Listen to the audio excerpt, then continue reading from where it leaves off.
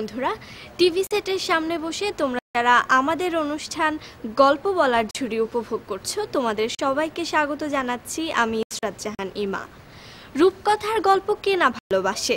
আমাদের গ্রামে গঞ্জে নানান লোকের মুখে ছড়িয়ে আছে অনেক অনেক রূপকথার গল্প। সময়ের সাথে সাথে সেই গল্পগুলো ঠাঁই করে নিয়েছে বাংলা সাহিত্যের নানা বই পুস্তকে। বন্ধুরা, আমাদের অনুষ্ঠানে সেই গল্পগুলো আমাদের শোনাবেন একজন সম্মানিত অতিথি। আমাদের আজকের পর্বে অতিথি হিসেবে উপস্থিত আছেন বিশিষ্ট নাট্য ব্যক্তিত্ব ডক্টর ইনামুল হক। তো চলো বন্ধুরা, গল্পটি শুনে আসি। ওয়ালাইকুম আসসালাম। তোমরা কেমন আছো সবাই? ভালো আছি। এত আসতে কেন? আমি খুব ভালো আছি। তোমাদেরকে দেখে আরো ভালো লাগছে। বন্ধুরা, তোমরা সবাই নিশ্চয়ই অধীর আগ্রহে অপেক্ষা করছো আমাদের সম্মানিত অতিথির কাছ থেকে গল্প শোনার জন্য, তাই না? রূপকথা। রূপকথা কি? রূপকথা হলো একটা কাহিনী, বুঝলে? সেটা কাহিনী, এটা কল্প কাহিনী বলতে পারো। অর্থাৎ এই কাহিনী মাধ্যমে আমরা আমাদের যে ইচ্ছা, এটাকে এইভাবেও বলতে পারো যে ইচ্ছা পূরণের কাহিনী। তাহলে কি হলো? গল্প, আমরা যে কথাটা বলছি রূপকথা, কি হলো? ইচ্ছা পূরণের কাহিনী। বাস্তবে যে ইচ্ছা, আশা, আকাঙ্ক্ষা পূরণ হয় না, তখন আমরা কি করি? ওই যে কল্প কাহিনীতে বা কল্প লোকে আমরা চলে যাই, রূপকথায় চলে যাই। রূপকথার রাজ্যে আমরা আমাদের সেই ইচ্ছাগুলো পূরণ করার চেষ্টা করি। আমরা ভেবে অনেক অনেক দূরে চলে যাই, তাই না? এর মাধ্যমে আমরা এক ধরনের তৃপ্তি লাভ করি।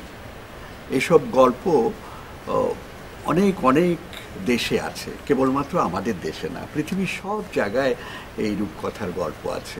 এক একটা গল্প এক এক ধরনের মজার মজার গল্প। নিশ্চয়ই তোমরা পড়ো না? গল্প পড়ো না? গল্প পড়তে তোমাদের ভালো লাগে। আজকেও তোমরা একটা গল্প শুনতে চাচ্ছ।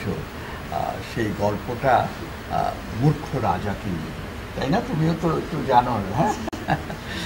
তো মূর্খ রাজা, একটা দেশে এক রাজা আছেন।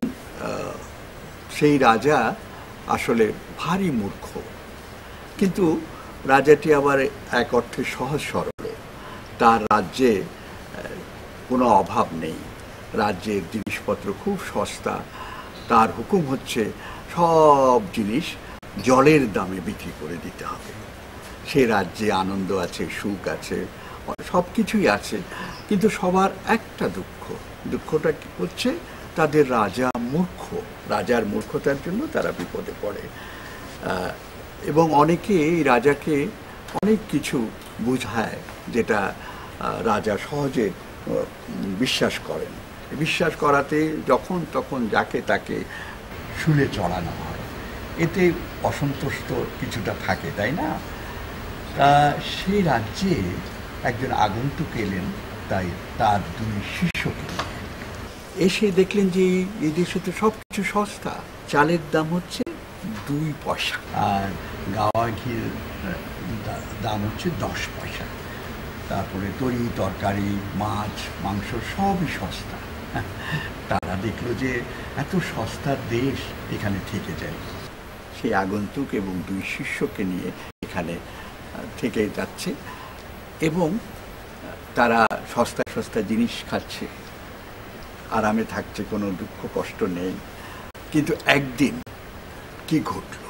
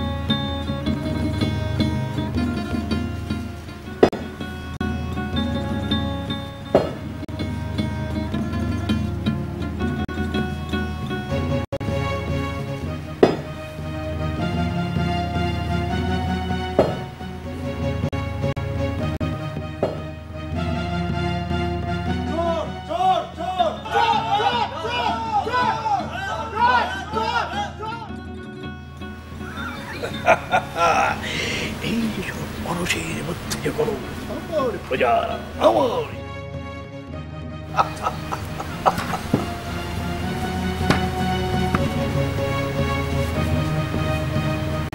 হুজুর হুজুর এই চোরের বিচার করেন হুজুর। বিচার অত সহজ নয় যে বললাম আর হয়ে গেল। আজ্ঞে মহারাজ।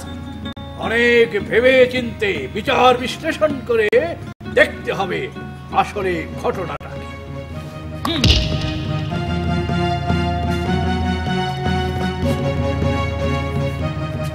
প্রিয় সভাসদবৃন্দ, আমার তো মনে হয় শীতটা যদি আকারে অত বড় না হতো তাহলে এই বেটা চোর কিছুতেই এই গৃহস্থের বাড়িতে ঢুকতে পারত না। এই বেটা চোর, তুই এত বড় করে এই শীত কেটেছিলি কেন? মহারাজ, আমার কোনো দোষ নেই। আসলে শীত কাটার খুন্তাটাই আকারে বড় ছিল।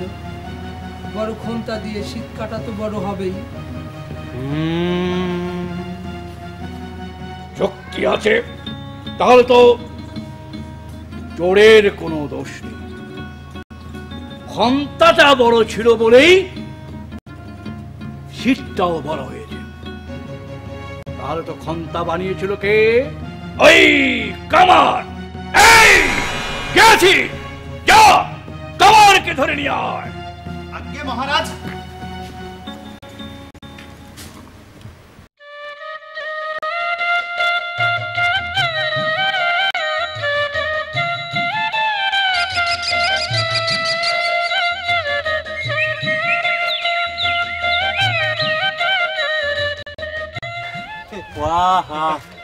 অপূর্ব অপূর্ব, বাহ বাহ বাহ বাহ বাহ, কি অপূর্ব!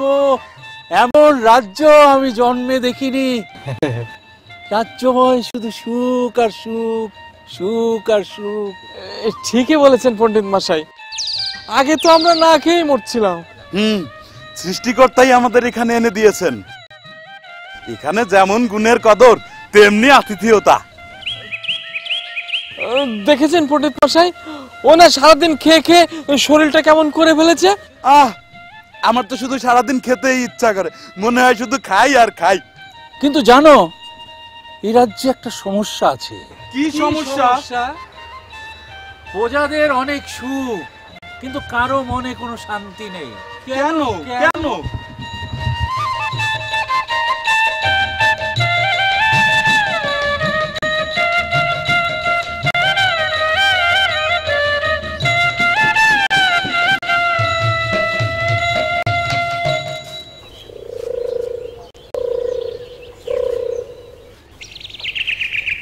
শুনেছি এ রাজ্যের রাজা নাকি একটা মূর্খ, বিচারের নামে যখন তখন যাকে খুশি শুলে চড়িয়ে দেয়। তাতে আমাদের কি? আমরা কি কোনো অন্যায় অপরাধ করেছি নাকি? আমরা তো শুধু ওই পেট পুরে একটু ভালো মন্দ খাচ্ছি।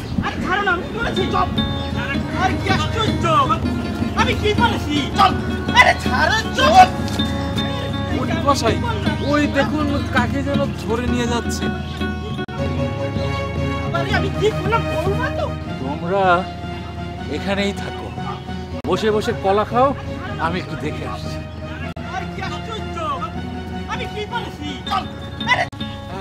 আগে পণ্ডিত মশাই আছে, আমাদের চিন্তা করে লাভ নেই। পণ্ডিত মশাইয়ের কথা মতো কলা খাই।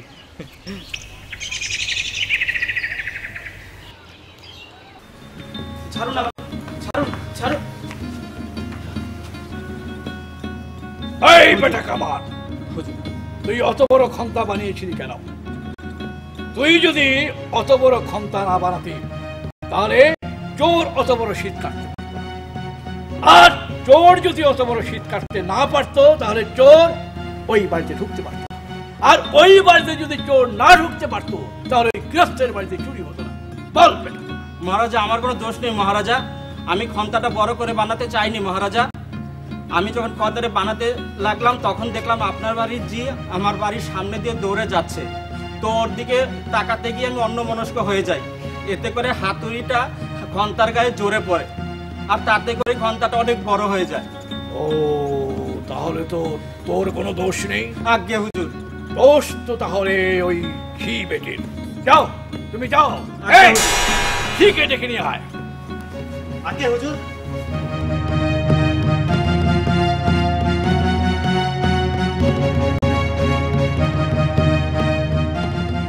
এই যে ঝিয়ের বেটি ঝি, কামার যখন খন্তা বানাচ্ছিল তখন তুই ওর সামনে দিয়ে দৌড়ে যাচ্ছিলি কেন? হ্যাঁ হুজুর, তাতে আমার অপরাধ?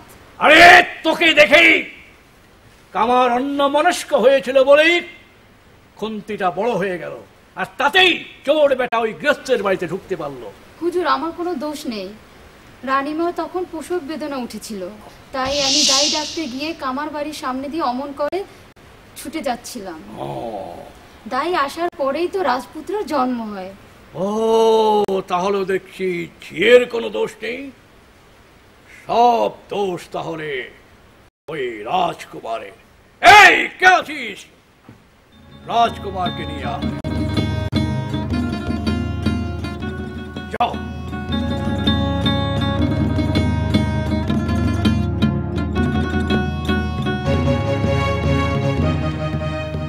ওহে রাজপুত্র, তুই জন্মাবার সময় পেলিনি। তুই যদি ঠিক ওই সময়ে জন্ম না নিতিস তাহলে ঝি ওইভাবে দৌড়ে পালাতো না, আর ঝি যদি দৌড়ে না পালাতো তাহলে কামার বেটা খুন্তি অত বড় করে বানাতে পারতো না, আর খুন্তি যদি অত বড় না হতো তাহলে চোর অত বড় শীত কাটতে পারত, আর চোর যদি শীত কাটতে না পারতো অত বড় করে তাহলে গৃহস্থের বাড়িতে ঢুকতে পারতো না, আর গৃহস্থের বাড়িতে চোর যদি ঢুকতে না পারতো তাহলে গৃহস্থের বাড়িতে চুরি হতো না। বুঝেছি, এ সব কিছুর জন্যই হচ্ছে তুই দায়ী। অতএব তোকে শাস্তি পেতে হবে। বল, তোর কোন উত্তর আছে?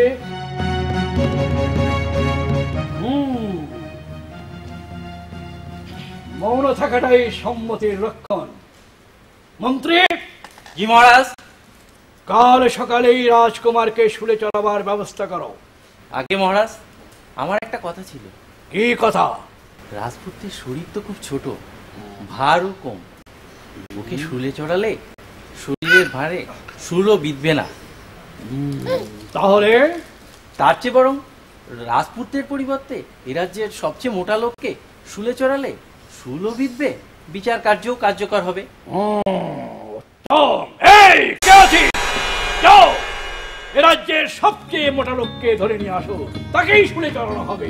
যাও।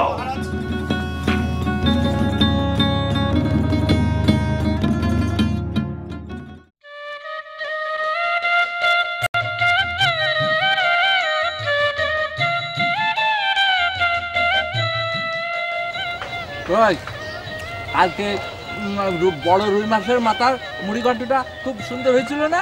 আর ওই যে ওই ঘিয়ে ভাজা আস্ত খাসির রানটা, ওটা কি কম মজা হয়েছিল? অনেক মজা হয়েছিল। আহা রে, কি শান্তির দেশ। একটা কলা দে না।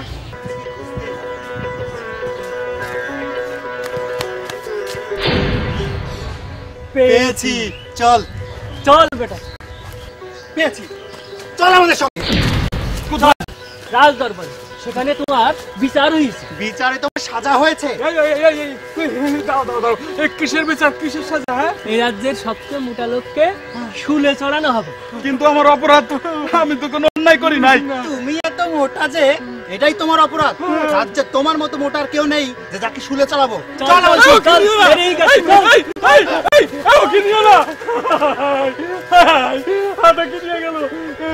আমার কি হবে?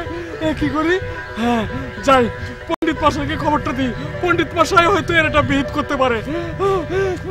আমি আর খাবো না, চল, আমি আর কিচ্ছু খাবো না, আমি খাবো না, আমি খাবো না।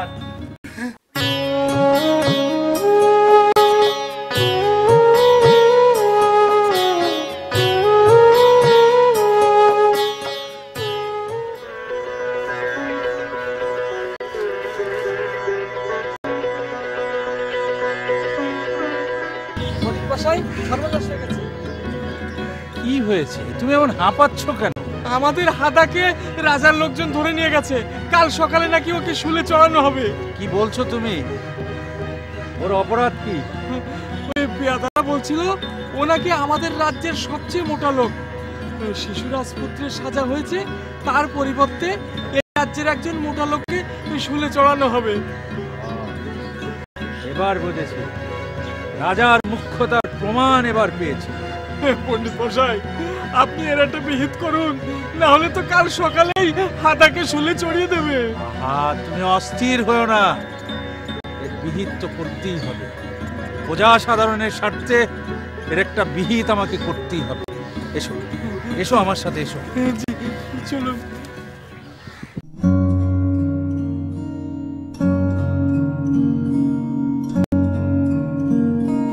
মহারাজ, আপনার সাথে এক পণ্ডিত দেখা করতে চান। যাও নিয়ে এসো। আজ্ঞে মহারাজ। মহারাজের জয় হোক, মহারাজের জয় হোক, মহারাজের জয় হোক। মহারাজ, আমি ভিনদেশী এক পণ্ডিত। আপনার রাজ্যে ভ্রমণে এসে আমার ভীষণ ভালো লেগে যায়, তাই কিছুদিন আমি এখানেই অতিবাহিত করছি। তা আমার এখানে কি মনে করে? মহারাজ, আমি শুধু পণ্ডিতই নই, আমি একজন জ্যোতিষীও বটে। হ্যাঁ, আমি অনেক দিন ধরে তোমারই মতো একজনকে খুঁজছিলাম। এ রাজ্যে সব মূর্খদের বাস। মহারাজ, আমি মানুষের হস্তরেখা দেখে বর্তমান ভবিষ্যৎ সব মুহূর্তে বলে দিতে পারি। বেশ বেশ, তাহলে বলো দেখি তোমার গণনা কেমন হয়। আপনার হস্তটি কি আমার সম্মুখে উপস্থাপন করা সম্ভব? হ্যাঁ।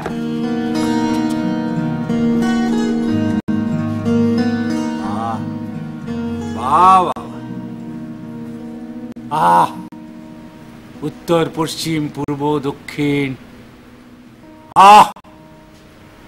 মহারাজ, আপনার 101 জন সুন্দরী স্ত্রী, সৌভাগ্য রেখা, প্রেম রেখা উজ্জ্বল। আপনার শতাধিক সন্তানের সৌভাগ্য, বাবা, রাজ্যময় সফলতা, শস্য, পশু, বৃক্ষ, ফলরাজি। বাবা মহারাজ, চমৎকার। তোমার তো বেশ গুণ দেখছি। আচ্ছা, তুমি কি আমাকে আরেকটা কথা বলতে পারবে? মানে আগামীকাল একটা মোটা লোককে শুলে চড়ানো হবে, তার সম্বন্ধে দেখি তুমি কি বলো। কি বলছেন মহারাজ? আগামীকাল? আগামীকাল তো একটা সৌভাগ্য দিবস। 1000 বছরেও পৃথিবীতে এমন সৌভাগ্য দিবস আসে না মহারাজ। আগামীকাল যাকে শুলে চড়ানো হবে সে হবে স্বর্গরাজ্যের রাজা। হ্যাঁ, স্বর্গরাজ্যের রাজা? কি বলছো তুমি? হ্যাঁ, তাহলে তো ওই মোটা লোকটি শুলে যাবে না, শুলে যাবো। এই কে আছিস? লোকটিকে নিয়ে আয়, মোটা লোকটিকে নিয়ে আয়, ওকে ছেড়ে দে। আগামীকাল শুলে চড়বো আমি স্বয়ং রাজা।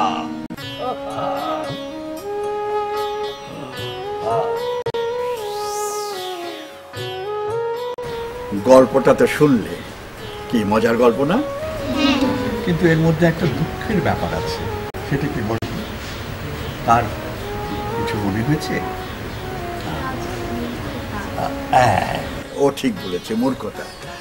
রাজা মূর্খ, সেই জন্য অনেক অঘটন ঘটে গেল, তাই না? আমাদের কি করতে হবে? আমাদেরকে মূর্খ হলে চলবে না, আমাদের সবাইকে চালাক, তবে অতি চালাক না। চালাক বলতে তোমার বুদ্ধি থাকতে হবে।